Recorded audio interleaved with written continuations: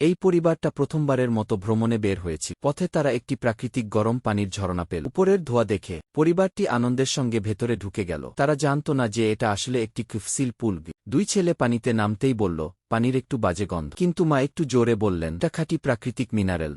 এটা শুধু মানুষের শরীরের বিষাক্ততা শোষণই করে না, শরীরকে ডিটক্স ও পুষ্টিও দেয়। শরীরের জন্য খুবই ভালো। আমার কথা শোনো, আমি নিশ্চিত। তা বলেই তারা মুখে মাখতে শুরু করল। ছেলেদের কাঁধও হালকা লাগতে শুরু করল। যত ধুতেছে ততই শক্ত হয়ে যাচ্ছিল। নাকি এতে প্রচুর মিনারেল শরীরে ঢুকছে। কিন্তু সবচেয়ে খারাপ কাজটি করলেন বাবা। তিনি নাকি এই পানি দিয়ে চা বানাতে লাগলেন। কিন্তু কিছুক্ষণের মধ্যেই সেই কাচের চা ধীরে ধীরে হলুদ হয়ে গেল। ঠিক তখন বড় ছেলে পানির মধ্যে থেকে একটা টিস্যু পেপার টেনে বের করল। ছোট ছেলে তুলে নিল একটা ইনজেকশনের সিরিঞ্জ। তখনই চারজনের মাথায় ঠুক করে বসল। তারা অনেকক্ষণ ধরে কিফসিল পুলে কি নয়, আসলে বর্জ্য পানিতে বসে আছে। চোখের পলকে সবাই তড়িঘড়ি করে পানি থেকে উঠে এলো। তারা ভেবেছিল ছুটি কাটাতে এসে একটু রিল্যাক্স করবে। কে জানত এমন বাজে অভিজ্ঞতা হবে। তবে ভাগ্য ভালো যে সময়মতো বুঝতে পেরেছে, না হলে গোটা পরিবারই জানত না তারা আসলে কোথায় ভিজছিল। পরের ভিডিও পাওয়ার জন্য লাইক সাবস্ক্রাইব করুন। পরে ভিডিওতে আবার দেখা